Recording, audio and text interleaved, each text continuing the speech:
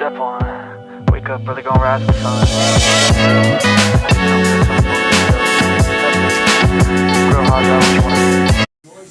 Finally.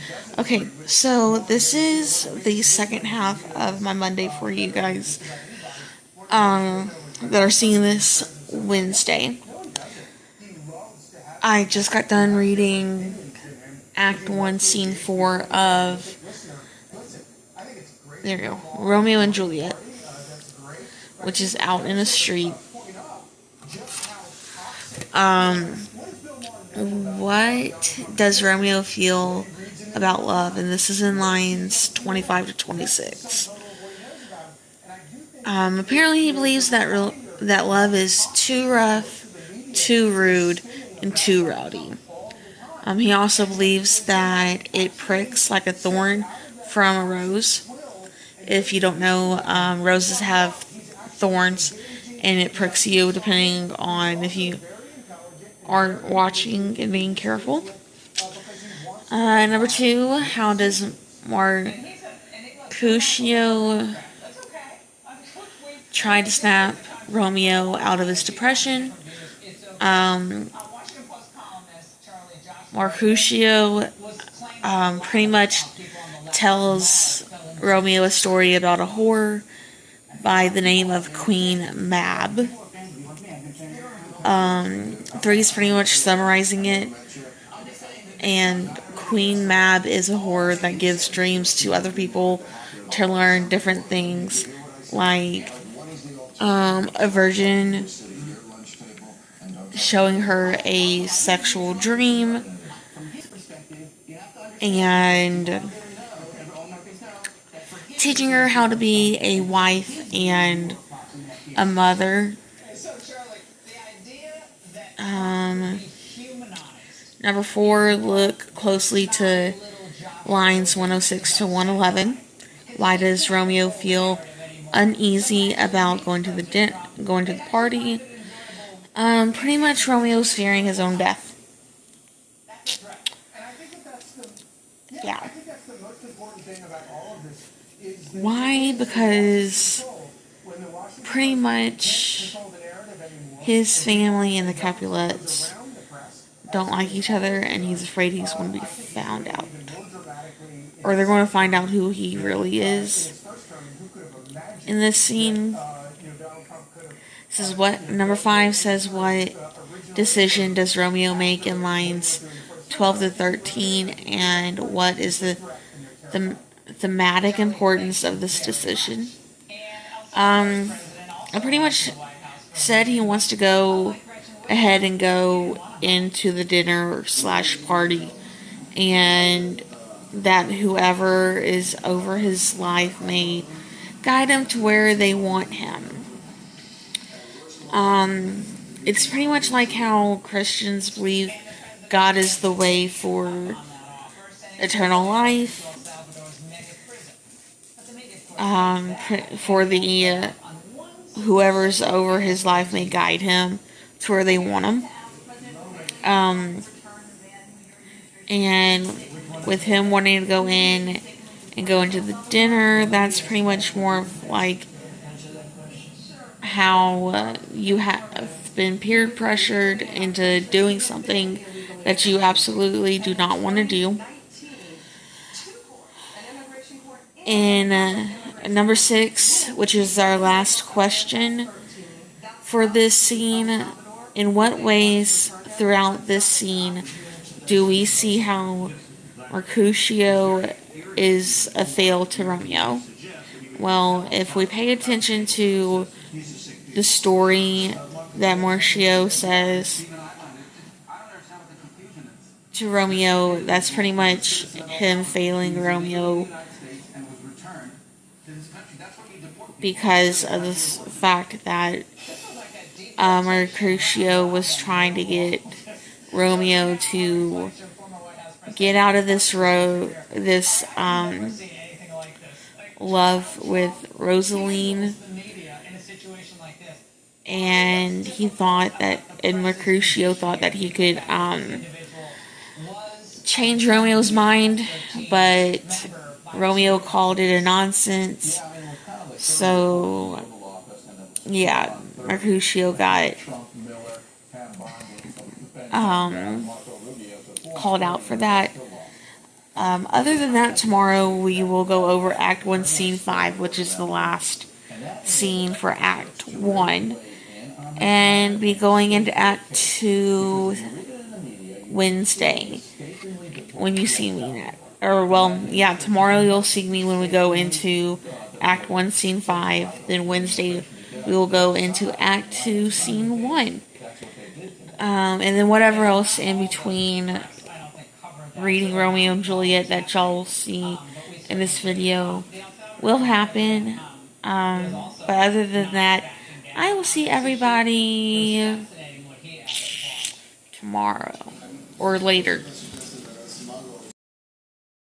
Okay, guys, so before I forget, we are on the last scene of Act 1 before moving into Act 2 tomorrow. So with that being said, let's go ahead and dive into these questions. There are 7 questions for this scene, and it's a lot to unpack. And in question 1, we learn from Romeo's soliloquy that he is struck by love at first sight when he sees Juliet at the party. Paraphrase Romeo's speech, which are lines 43 to 52. To what does he compare Juliet to? Pretty much answered the question saying that Juliet is compared to a dove in a flock of crows, and that she stands out like a jeweled earring against the cheek of an African. So that's what Juliet is compared to when Romeo sees her, which means that for him he is very amused and believes that Juliet is more beautiful than what he's seen.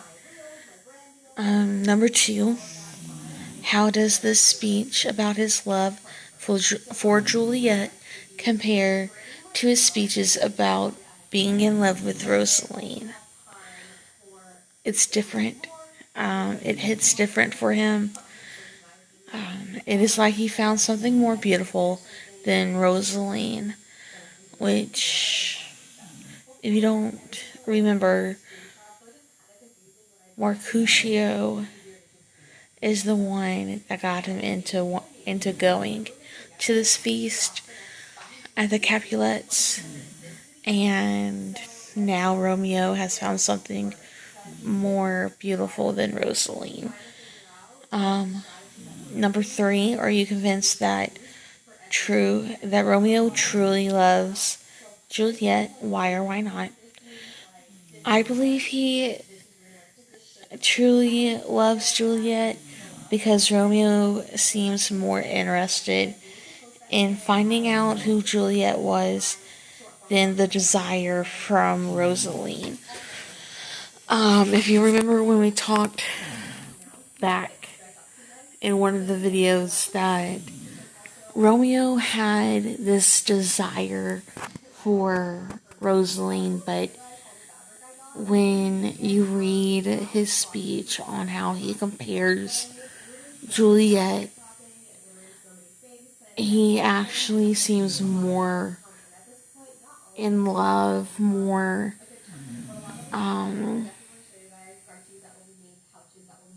interested in Juliet than he was when he was down and having this desire for Rosaline.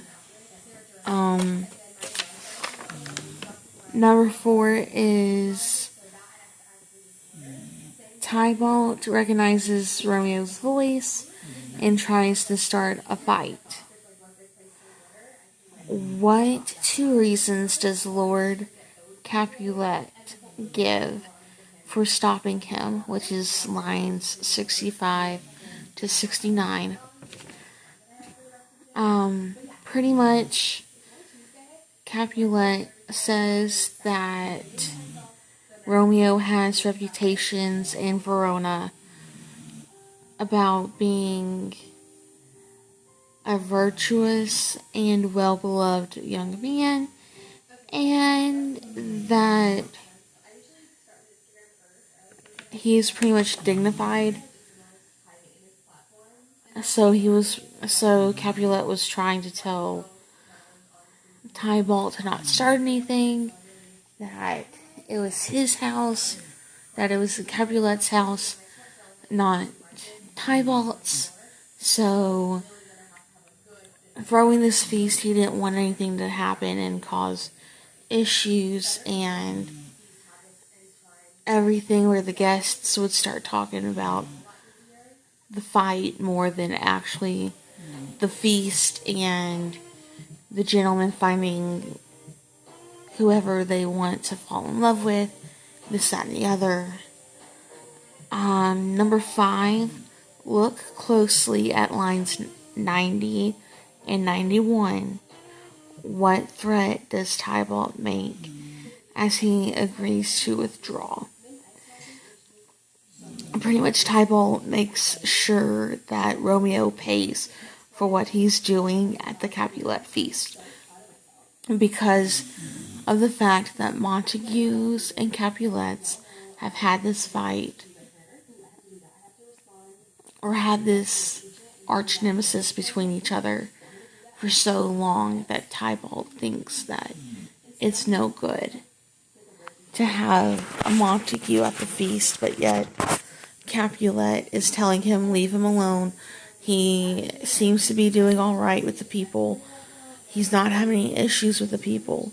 And with that being said, he wanted to make sure that Romeo has the utmost respect at this feast as well.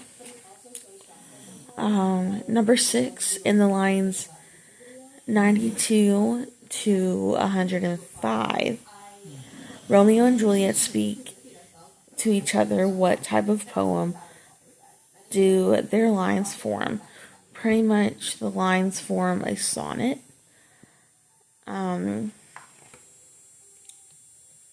So there's that. What does Romeo realize in lines 19 through 20? Pretty much that he's in big trouble than ever because Juliet is a Capulet. So with that being said, I will see y'all tomorrow with Act 2, Scene 1, where we go into a totally different scene, totally different act, and we get to see more on the story between Romeo and Juliet. So with that being said, I'll see y'all tomorrow. I think morning, because I want to show y'all some stuff that I do in the morning. And then go from there, depending on how things go. With tomorrow. So yeah, I'll see y'all in the next clip.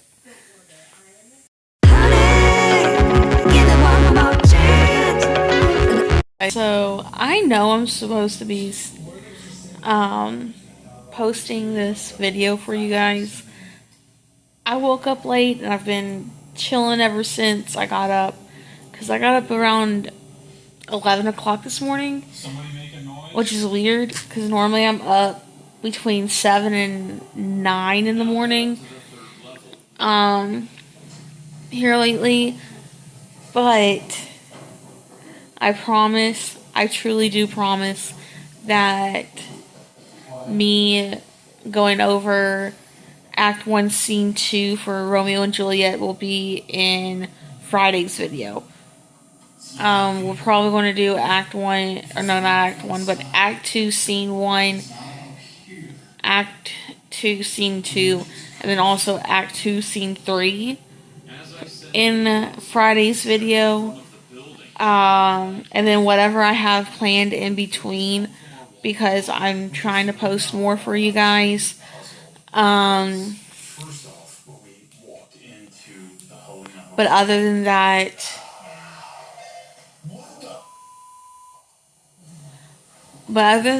I will see y'all in Friday's video.